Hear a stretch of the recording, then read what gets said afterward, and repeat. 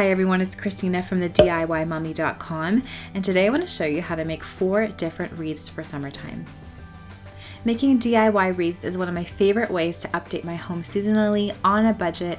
These ones are very simple to make. I'm going to show you a couple of really easy grapevine base wreaths to make, and then a couple of hoop wreaths with kind of a macrame flair to them. Make sure to stay tuned to the end of this video to see how you can win one of these DIY macrame hoops that I've made. I'm going to tell you all about that at the end of this video. First, I want to show you how to make a really simple lavender wreath. I love lavender for spring, summer, and I think it's going to be in for fall. Lots of purples I'm seeing in the fall decor I see out lately. I found these lavender stems on Amazon. They're faux lavender stems. I will leave a link to them down in the description box below. And then this grapevine wreath was just from Michael's. It was only $5. Then I took the lavender stems and I just fluffed them up with my hands.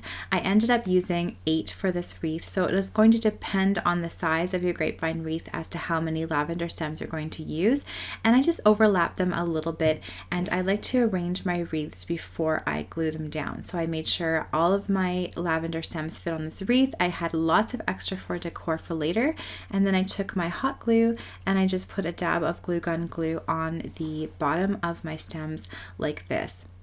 I also curved the bottom of the stems a little bit so that they would go around the wreath nicely. I always recommend, if you're using faux florals, don't forget that you can manipulate them however you want to suit your wreath or your flower arrangement or wherever you're working on. That is one of the benefits of using faux florals. And that is how easy this lavender wreath was to make. Super simple, very straightforward, and I love the look of this. It would look great in French country decor, in farmhouse decor, and I had to show you these photos that my friend Tracy took of me. I thought they turned out so pretty, and I love how this wreath turned out as well. The next wreath I want to show you how to make is this lemon and fern wreath. You might have seen this already on the porch makeover I did for Brookfield Residential. This one also starts with the grapevine base. However, this base is an oval shape. I found these lemon stems at Michael's, which are actually on sale right now on clearance, and these ferns I believe were from Michael's as well last year. I just had them on hand for a couple years. I took some glue gun glue and I put it on the back of the ferns, and then I put them on my wreath like this, kind of on an angle on the right hand side. And then after I did that, I kind of fluffed up my lemon stems and I put some hot glue on the base of those as well and arranged them in the center of the ferns like this. I like to only use a little bit of hot glue because then what I can do is take all of the decorations off and redo my wreath seasonally if I want to. It's a great way to save money. So I put the second stem down like this of the lemon, and then finally I took some black and white striped ribbon. I found this one off of Etsy. I made it into a bow, and then I took my hot glue and I put a dab of hot glue on the back of this bow and I attached it to the center of my wreath. I really love the black and white and lemon combination of this wreath, and the ferns and the lemons make it feel very, very summery. As a finishing touch, I folded the bottom of my bow in half vertically, and then I took my scissors, cut that at an angle, and that gives the finished bow a nice look.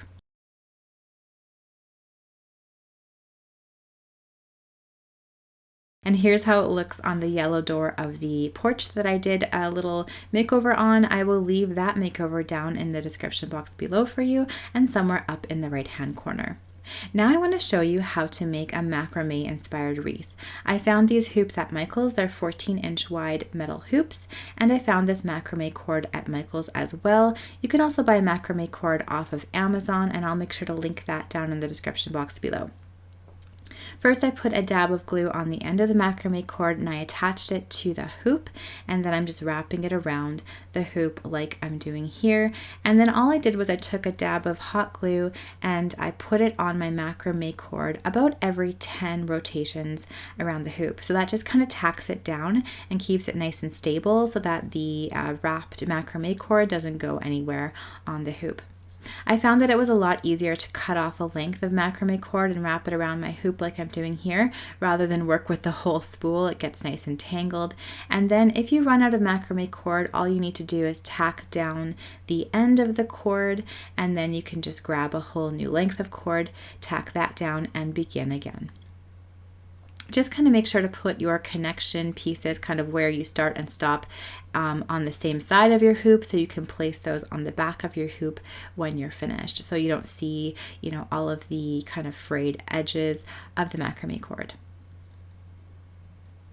So this is probably the most time-consuming part of the wreath, but I really like how the wrapped macrame cord looks on the hoop.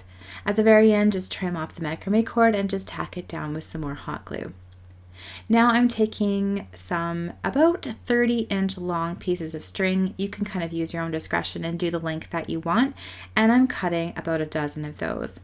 Again, use your own creative license and cut as few or as many of these as you would like. I also found this lace at Dollar Tree, and I'm cutting some lengths of this as well in the wider lace and the thinner lace. So this first version of the hoop wreath is going to be a little more shabby chic inspired, a little more French country inspired, and then next I'm going to show you one that's a little more boho inspired. So you can make whichever one suits your decor style. Then I take each of these pieces and I fold them in half, and I'm laying them on top of the wreath like this, and then pulling the ends through to create what's called a lark's head knot in macrame. And this is how I attach all of the string and all of the ribbon to the bottom of my wreath.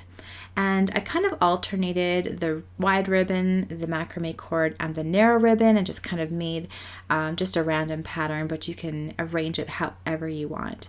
I actually taught a really fun hoop wreath class last month, and lots of the girls did braids, or they did all sorts of different things to give the bottom of their hoop wreaths more texture. So just have fun with it and just do something that's original and unique and works with your home. So after I tied all of these pieces of string and lace on, I took a faux peony. I found this at Dollarama. I can't believe the quality of peonies that they have at my Dollarama. It's our Canadian dollar store. I cut off the large bloom and the small bloom with some tin snips, and then I pulled off some of the greenery as well. Then I'm taking my hot glue gun again and putting a dab of glue on the bottom of the flower and placing it where I want it. So I love kind of that asymmetrical look on my wreaths. Definitely for most wreaths that I do, I put things either slightly on the left or the right of my wreath just for a really beautiful asymmetrical look. So I have the big bloom on the top, the small bloom on the bottom, and then I'm taking the leaves and I'm tacking them underneath the flowers with my hot glue, just like this. You could play with different varieties of flowers too. You don't have to use peonies. You can use whatever types of flowers you want. You could use greenery. I'm going to be using faux succulents in my next wreath, and they would also look very cute on here. In the wreath workshop I did, some of the ladies combined succulents and flowers, and that was a beautiful look as well. So here's the finished summer hoop wreath, the macrame inspired hoop wreath with the mixed media on the bottom, the lace and the string. And I really like how this one looks too, especially at the door of our floral guest room. Now let me show you a version of this using some more macrame knots. So I did wrap another hoop with the macrame cord, same hoop, 14-inch metal hoop from Michaels, and then I cut some string. So this time I cut 20 30-inch long pieces of macrame cord. And I'm attaching them to the bottom of the hoop with the lark's head knot as well.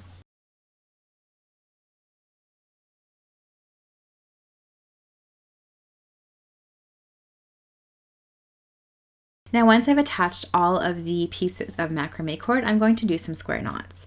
So you always start with a group of 4, and then you take the rightmost cord, you put it in a backward C over the 2 middle cords, then you take the left cord and you put it over the right cord, under the middle 2, and up and through the hole you created on the right hand side.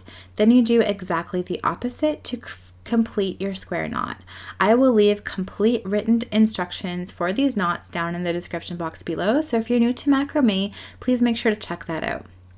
So the rightmost cord makes a backward C, leftmost goes over the right cord, under the middle, and up and through that right loop that you created. Now I'm doing the opposite. I'm taking my left cord, I'm making it in a C shape over my middle 2 ropes, taking my right cord, putting it over the left cord, under the middle, and up and through the right, and that creates a square knot. So all you need to know for this wreath macrame wise is how to do a lark's head knot and how to do a square knot. and I'm continuing this square knot all the way across the bottom of my wreath.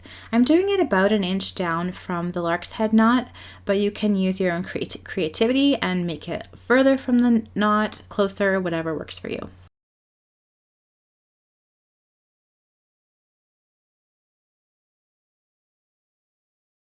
Then take 2 of the macrame cords from the right hand side of your knot and 2 from the left hand side, and you're going to create another square knot underneath that. And what this does is create a diamond pattern, and I really love how this effect looks. So you're taking 2 from the right side, 2 from the left side, combining them to make a whole new square knot, and thus creating a diamond pattern. So now do this about an inch below your former square knots all the way across the bottom of your hoop wreath.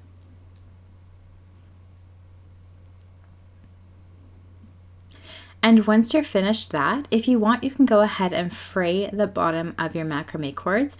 If you're using a twisted type cord, which this one is from Amazon, I will link it down in the description box below. This works really well. If you're using a braided or a woven cord, this won't work quite as well. So if you want this effect, just make sure to buy a twisted macrame cord. So I'm just unraveling them like this with my hands. And then after I do that, if I want a really fringed look, I actually take an old hairbrush that's nice and clean, and I go ahead and brush the bottom of my rope like I'm doing here, and that gives it a really nice textured look. Finally, take some scissors and trim the bottom of your hoop wreath in whatever shape you want. You can do it at an angle, you can do it straight across. I'm making sort of an arrow shape. I really like the boho look of this arrow shape. Finally, I'm going to decorate this with some faux succulents. I found the large ones at Dollar Tree, and then I found the small ones at Michael's. They were in the clearance bin for their summer picks. I'm taking my hot glue gun and I'm putting a dab of hot glue on the bottom of my faux succulents and just arranging them in a nice pleasing pattern. Again, you don't have to use succulents here. You could use peonies, you could use different types of faux florals, and just kind of play with a look that you love. And this is how this version of my hoop wreath turned out. I really love how this one is more modern and bohemian, whereas the one previous was a little bit more shabby chic and French country. Thank you so much for watching this video. I hope you enjoyed these 4 different wreaths. Let me know down in those comments below which of the wreaths was your favorite and why, and how you would personalize them to suit your own home. If you would like to win one of these macrame hoop wreaths that I made, I have the floral one and I have the more macrame inspired boho one, make sure to check out my Instagram page. I will link it in the description box below. It's instagram.com/thediymummy. I'm going to be giving them away over there, so make sure to check that out. If you like this video, please give it a thumbs up and subscribe to my channel for more DIY and home decor ideas. I'll leave some more videos for you to watch right up in the left-hand corner.